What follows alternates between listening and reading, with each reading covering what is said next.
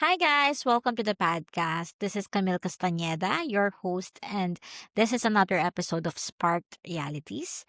And for today's episode, it is titled Healing When Scars Speak. Ayan. So, napakaganda ng topic natin today and sana mabigyan ko siya ng justice. Kasi I know na this is one of the nagtatopic niyan in podcast and social media. 'Di ba? Kasi and nga, we are all experiencing a lot of pain these days and we are all just want to heal those parts of us para mas maging productive tayo in life. Ayan. So, through this episode, we'll talk about it as a process and ano nga ba yung mga steps, processes na pinagdadaanan when it comes to healing. When we talk about healing, yun nga, a lot says that it is a journey, it is a process. And naniniwala naman ako dyan na healing is not a destination definitely. It is a journey kasi nga healing daw is as we continue to live in this world is that we continue to heal in different parts of ourselves. Kasi nga, habang buhay tayo, we encounter a lot of pain, betrayal, downfall in life, and as we continue to experiences those is that we continue also in healing on those parts of us. So, it never stops until we are in this world. 'Di ba? Yung ating healing process. And when we talk about healing, it is just not about just fixing what's broken, but it should have also transform your life. So it is going through the pain, transforming those scars into strength, and finding meaning in the journey. So, healing is not just pointing out what pains you or stopping that pain, but getting the lesson through that pain and make your life more meaningful and add on as a lesson and the strength in your life. So, also, they say that healing is more than just a recovery. It is a journey of turning wounds into wisdom. So, yon. And let's dive into the healing process. Yung ano. So, it's a series of steps. And healing, definitely, it's not an overnight thing na, okay, I have accepted na ganyan and bukas okay na ako. No, you should be kind to yourself because um, malawak yan, mahaba yan. And yeah, when it comes to healing, we have different pace. You should not compare your process or your journey of healing sa ibang tao kasi definitely magkaiba kayo. You have your own unique journey, so you have your own unique healing process.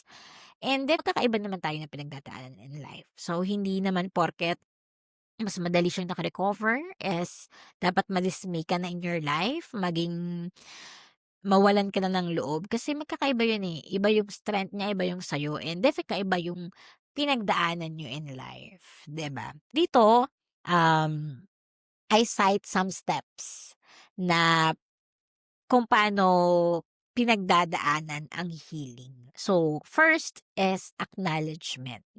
Accepting or recognizing your pain. Dito kasi dapat mahalaga step 1 pa lang kasi hindi ka makaka-move forward sa iyong healing process without this. Kasi madalas andiyan na, nararamdaman na natin but we are denying what's in front of us. Minsan naglalakas-lakasan tayo or ayaw nating tanggapin na we are going through something and we deny ourselves from healing. So, it's a no-no. Kasi alam naman natin yan, these days pinag-uusapan na yung mga childhood trauma. So, imagine nyo how impactful pain are.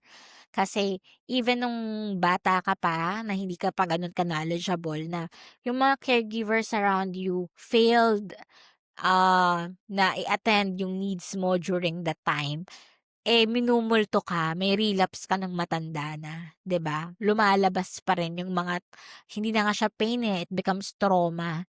So, ganun katindi yung first step pa lang na you should acknowledge those emotions, those feelings.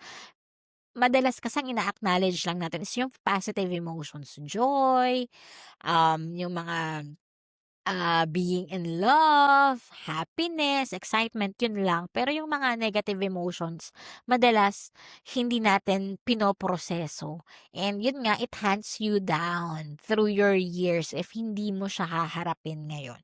So that's the first step. Accept those emotions, acknowledge those emotions, and sana mas inormalize natin na parte yan ng buhay natin.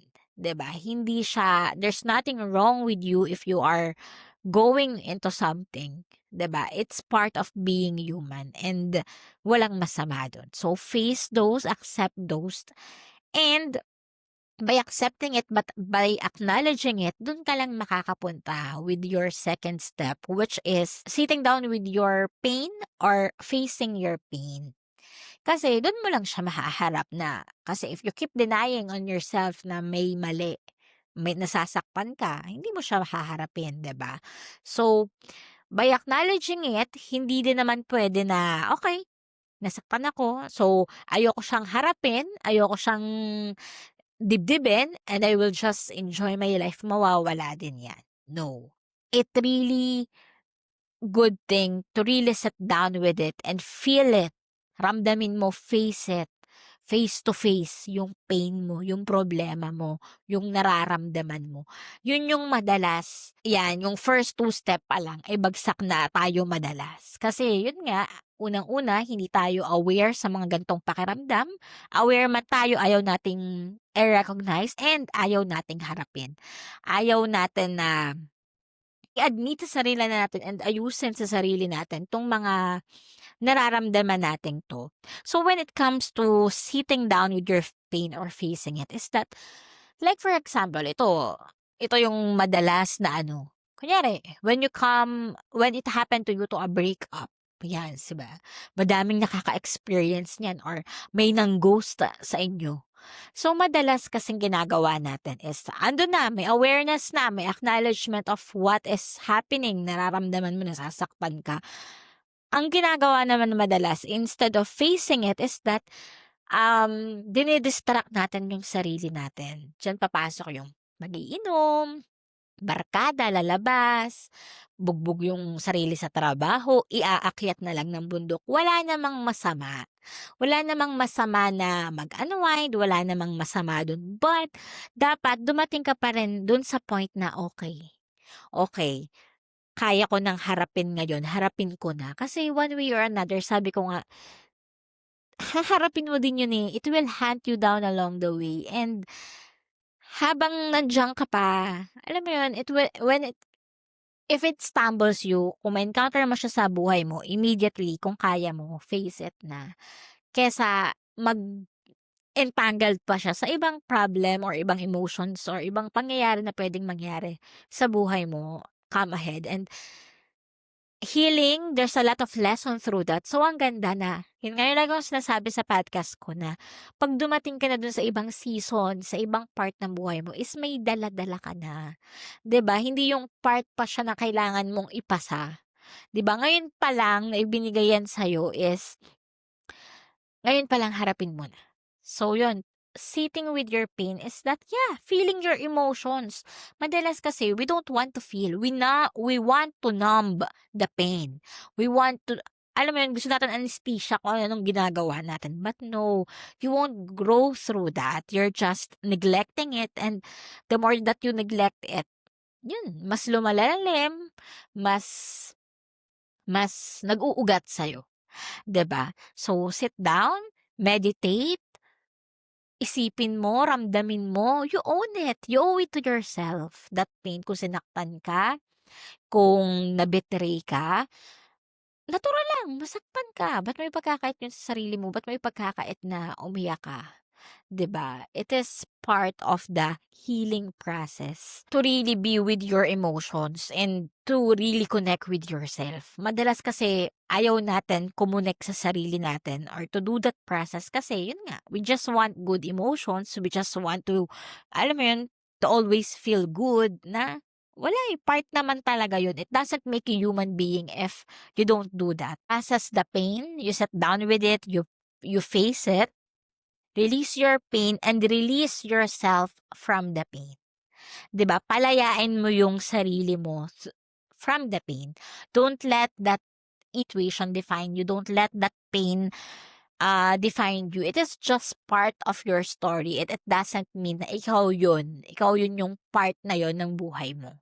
'Di ba? Hindi ikaw yung failure na yun. So, by doing that, is that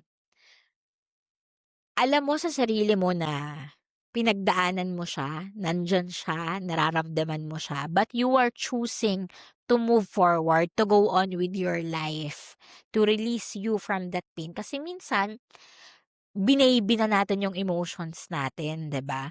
Masyado na nating alam mo yun na yung nag-define sa'tin na, "Ito ko kasi ginanto ko, eh. Kasi ganito yung nangyari sa'kin, so ito ako." No, your life won't stop there. Should not stop there. You should move forward in your life even though you have those wounds. Okay lang yun. You still choose to move forward and show up for yourself. Kasi sabi nga, the world won't stop if tumigil ka, 'di ba? Yeah, for a while, you should give limit to yourself. Sige, iiyak ko 'to ng 2, 3 days, week, months if you have that capacity or you have that, alam mo yun, resources to do so. Walang masama, but have a limit, a deadline na, "Okay, after I sit down with this, okay na, bangon na." 'Di ba?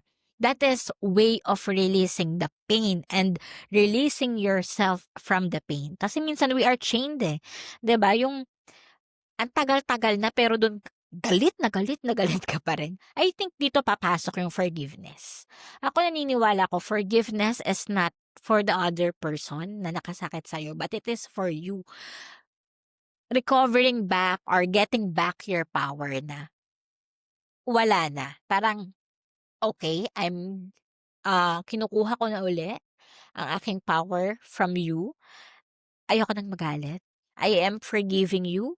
It doesn't mean that what you did to me was right. Definitely it is wrong. But I don't want to give more energy with you and to what had happened. I've learned what I've learned and I'm moving forward. 'Di ba? Kasi sabi nga, yung exact opposite ng love is not anger. It is indifference. Wala kang pakialam.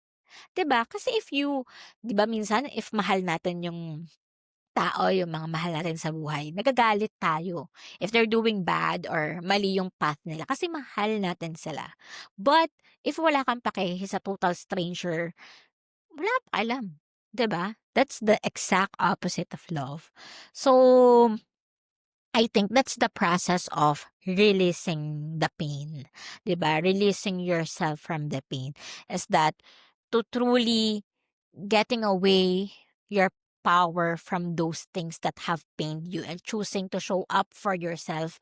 Bumangon ka, araw-araw pumasok ka sa trabaho, sa school, to show up for yourself na despite ng anong nangyari and despite na hindi ka pa rin fully healed. Minsan kasi we are waiting na tsaka lang ako iibo, tsaka lang ako magmo-move forward, tsaka ko lang aayusin yung buhay ko 'pag okay na.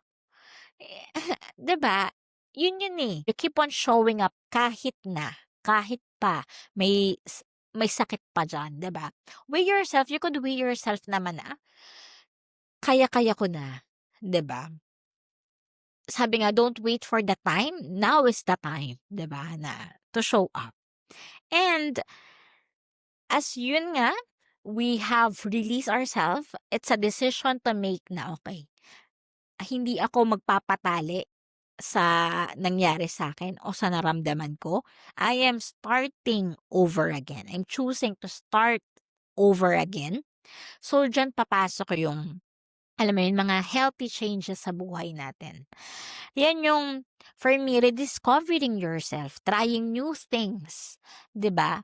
Don't let that scenario in your life or that incident that had happened in your life stop you in discovering more in yourself, 'di ba? Dapat nga dun ka mas hugot ng inspirasyon na magbigay ng bagong kulay sa life mo. Like, diyan papasok yung, ah exercising, exercise more, 'di ba? Give that to yourself, love yourself more, eating healthy, trying other jobs, trying other hobbies, 'di ba? You are starting over again, try new things. Yung as we grow older, sabi nga wala namang masama even at your late age, you could start over again and try different things, 'di ba? So yun, sa business, 'di ba? May instance na naloko ka or nag-fail yung business mo, you could start over again, you could try again, you could try a new education, alam mo yun, para mas maging equipped ka, puwede kang mag-invest, puwede kang mag-attend ng seminars, reinvent yourself. For me, that is starting over again, na you are trying or you are deciding to be productive again despite of the failure that you have experienced before. So, kasi yun nga siyempre nung dumaan ka sa point na yun ng buhay mo na may pinagdaanan ka, somehow definitely you take low, and since you processed it, you decide na hindi naman dun titigil yung life. And ngayon, mas kaya-kaya ko na since I have decided to release the pain, is mas magaan na yung baggage ko, kaya ko na sumubok ng mga iba't ibang bagay. So, yeah. And as you have started over again, so yan yung nung una siyempre, kung titingnan mo siya ganito siya, eh, okey pinagdadaanan ko siya, may mali, nasasaktan ako. Acknowledging the pain, I need to face it. The more na i-deny ko 'to, the more na i-distract ko yung sarili ko. Puwede akong numb today pero mumultuhin ako nito one of these days. So, okay, I will sit down with this pain, I will process it, I will feel it. Definitely, gagaan din siya through time. Okay, alam ko na ganito ganyan, masakit, but I am now deciding to release myself to be more productive. I am now releasing myself from this pain. And by doing that, I am now doing my daily routine, showing up for myself even though alam ko na nandun pa yung pain. I don't want this pain to define who I am. It is just part of my journey and it won't stop me in showing up, 'di ba? And okay, may magandang nadulot yung releasing of the pain. So, okay na, mas magaan na, parang 50% na 'to, mas magaan na siya. I want to try new things, 'di ba? Parang mas may hugot na ako in life. Ang sarap i-reinvent ng sarili ko. Parang hindi ko nata-try 'tong ganito, yung ganyan, mag-hiking, hindi ko nata-try mag-beach. Oo nga, ma-try nga. 'Di ba? Yung parang kahit hindi naman kailangan mag-unwind ka or ano, if you just feel good, 'di ba? Even though medyo masakit pa, I will try new things. Wala namang masama, 'di ba? I will start over again my life kasi I deserve it. And okay na, parang nagulat ka na lang din sa sarili mo kasi, uy, from my downfall nandito na ako. I have started a lot of things. I've discovered a lot sa sarili ko. I think itong pa-fifth process natin which is turning pain into a lesson. I think ano siya, eh, it's more on reflecting na. Oo, nasa reflecting ka na nung naging journey mo.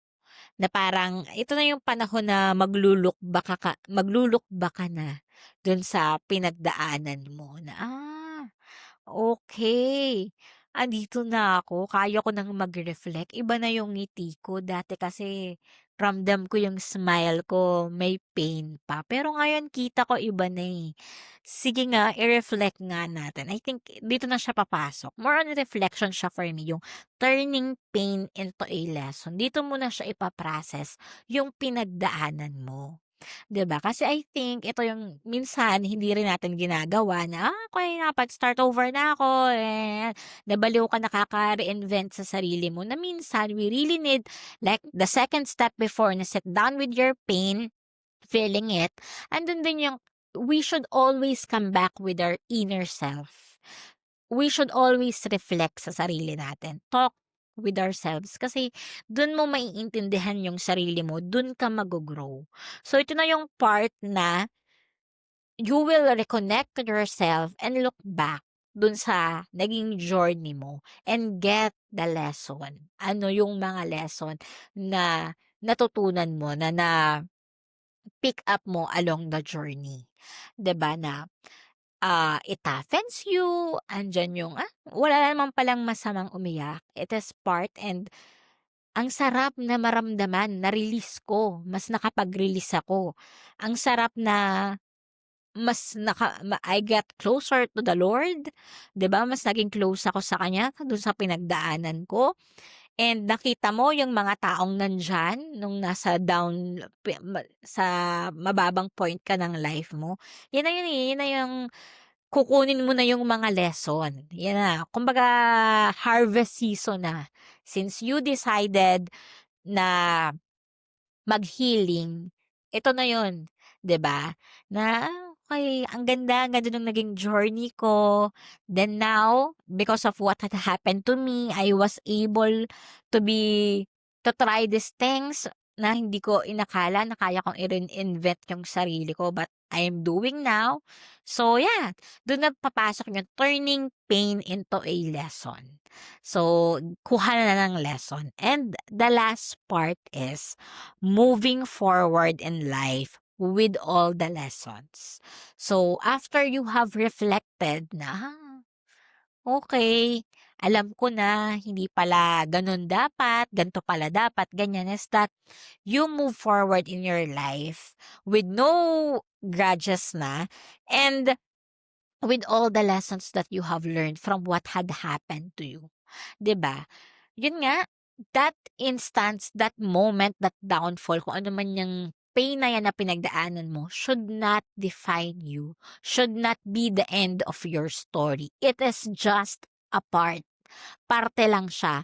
And as you move forward, isa lang siya sa mga, alam mo yun, weapon na nadala mo or nakuha mo through that journey of yours of healing.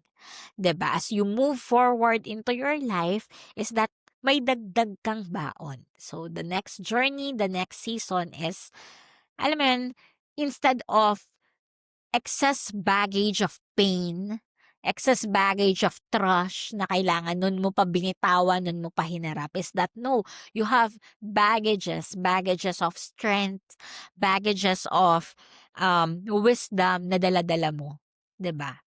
Yun, ganun dapat yung baon natin sa buhay natin, hindi trauma, hindi pain, 'di ba? Kaya take that healing process, acknowledge that pain, sit down with that pain, release yourself from that pain, and start over again. 'Di ba?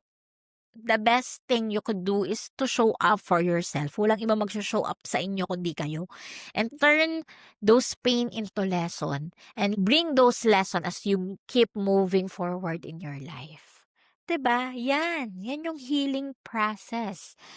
Hindi siya madali. Sabi ko nga, it's not overnight and magkakaiba tayo ng pacing. But as you continue, as you go with that process, darating at darating ka dun sa moving forward. Darating at darating ka dun, 'di ba? Healing is more than just recovery.